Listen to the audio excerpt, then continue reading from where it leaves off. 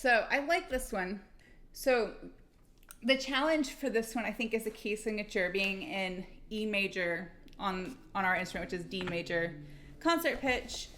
And so it's making some of these weird finger issues sound okay. The first one is, well, not weird finger issues, but weird fingering moments. So in this little section here, I've been practicing with the flip because I'm still not used to using the alternate D sharp E flat key. And that measure, first measure of the third line, I've been going back and forth trying to figure out which I like better. Let me switch to the fingers camera for a moment. So you can do and kind of roll from the C back to the D sharp. Or you can do, which I think is going to be cleaner, which is sliding from the C sharp here on the left hand, down to the C. Now, of course, if you have this key here, it solves the problem. If you have that key, you're used to using that key, go right ahead and use it. But if you don't have it, I think this is going to be the best option. If you look on the score, I'll mark it in. So it's right hand D sharp, left hand C sharp, left hand B sharp, sliding down, and then right hand D sharp, left hand C sharp. I think that's going to be the best bet for most people. But do it the other way if that suits you better. It's funny, I can do that slide better than I can use, with a little practice, you know, a little familiarity, I can do that slide better than I can use the alternate D sharp key.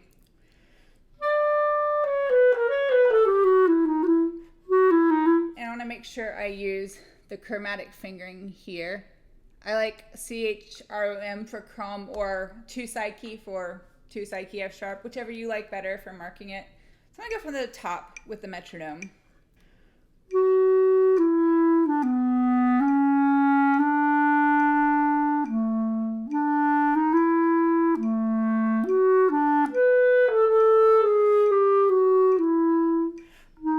Oops, that was my mistake. I'm just going to circle that. I just saw F double sharp and thought E sharp. I don't know why.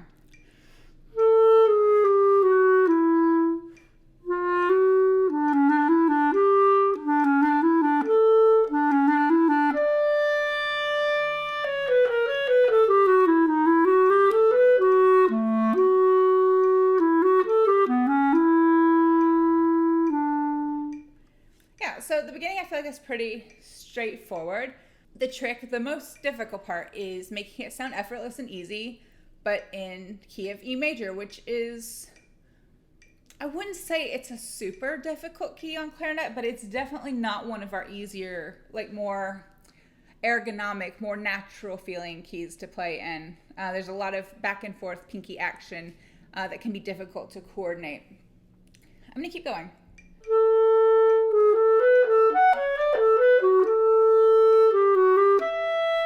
I don't want to do, a part of me really wants to do chromatic fingering on the F sharp, which is what I normally do when I have a long F sharp for intonation, but I don't want to do it there. I want to use the middle finger fingering because of what happens next.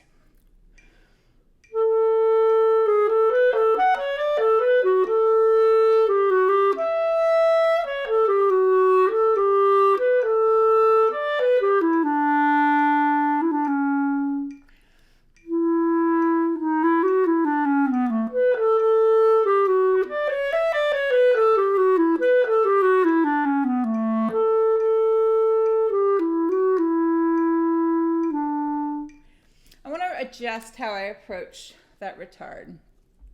I think I held the B too long, so I don't want that to be too long. So I'm gonna put like a little, I don't know how I want to mark that. Let me try that one more time and not hold that B too long.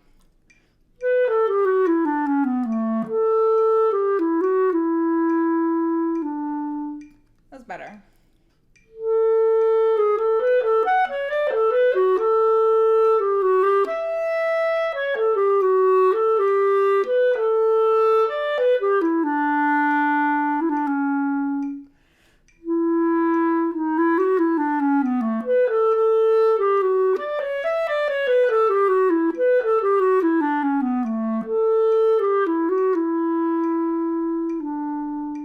It's a very abrupt retard. So I feel like it's almost more implied and almost more of like just like a nice way to end the phrase. Thinking more about placing those last couple of notes, the F sharp and the E, rather than like a super dramatic retard. But I think it's getting better. I'm going to go on to the next phrase.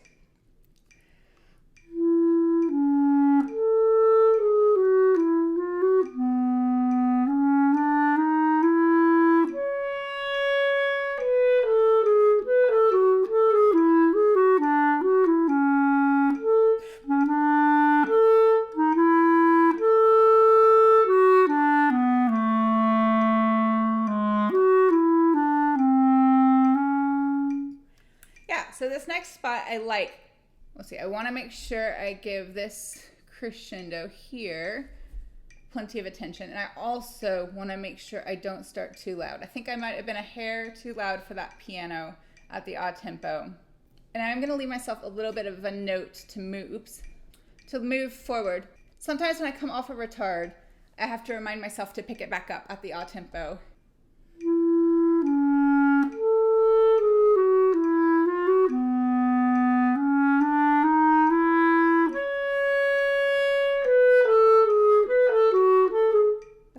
It was right. I just messed it up.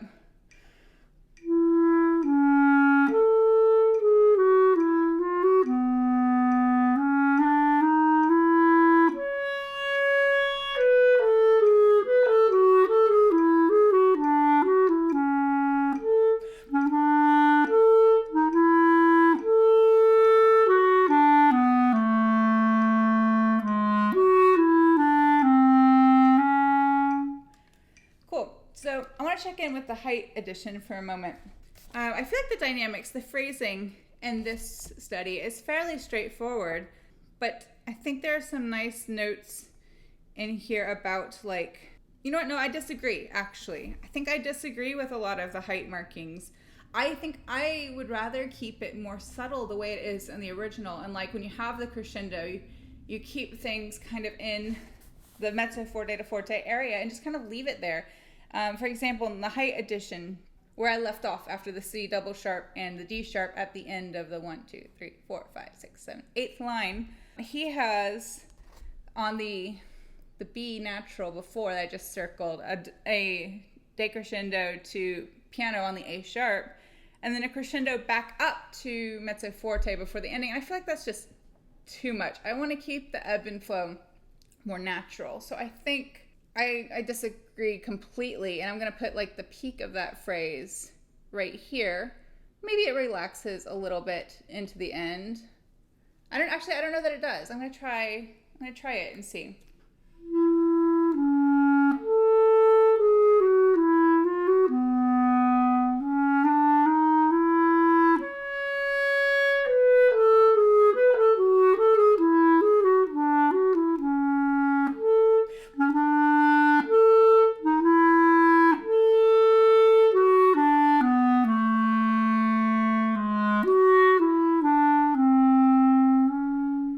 Yeah, I think it would relax into the end of the phrase, so I'm going to do that.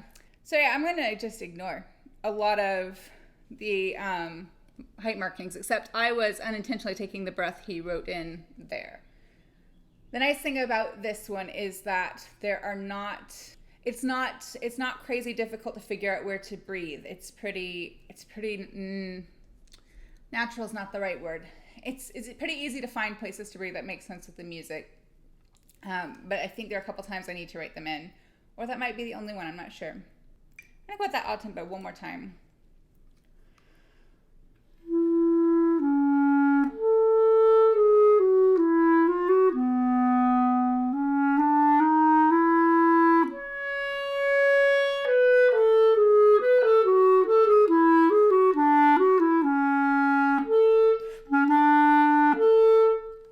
I think I did that backwards. I'm going to decrescendo a bit out of that measure to prepare for the next crescendo.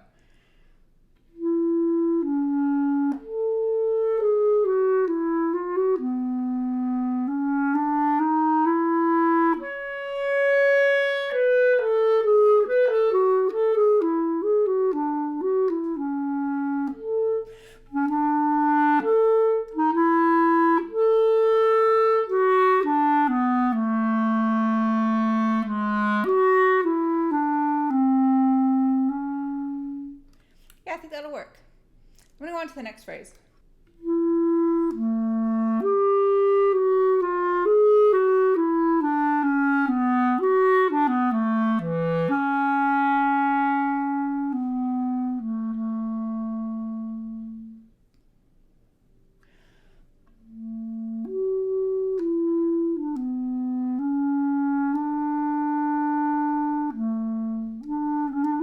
Nope, I did that turn wrong. Yeah, I just went the wrong direction. There was nothing unclear in the music. That was just me doing it wrong. Let me go back to the pianissimo, a tempo.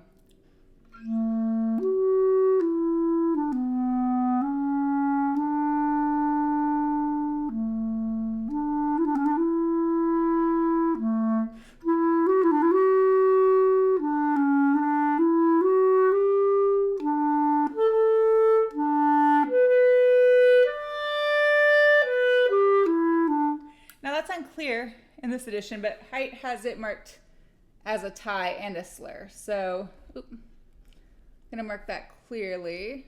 With this original edition, could have done with more distinction between the groups of 3/8 notes and the triplets, and then also when we have a tie under a slur. I'm gonna go back to the pianissimo, the a tempo, one more time.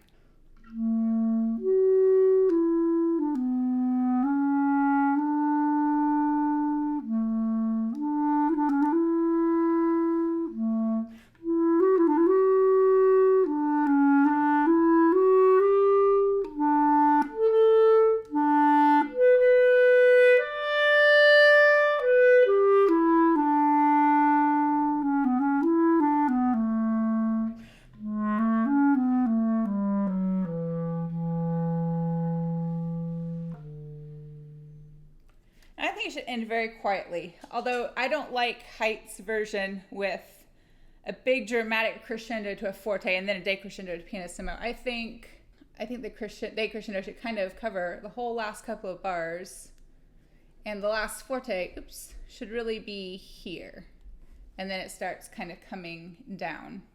So I'm going to go right back to the beginning and play it from the top, and just kind of work through these things I added.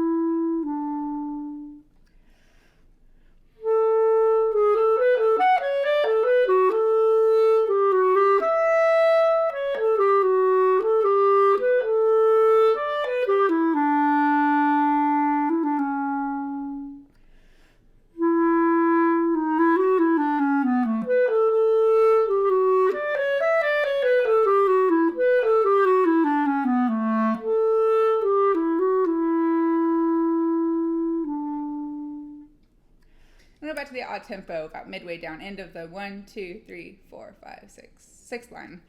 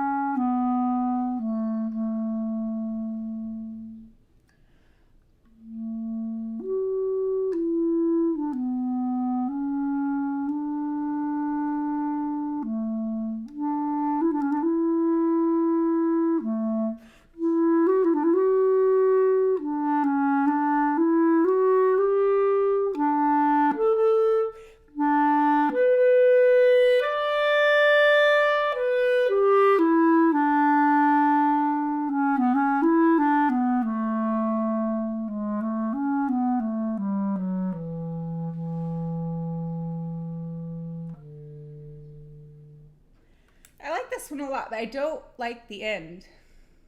I feel like those triplets kind of come out of nowhere and they don't really make sense. So I am going to play this through one more time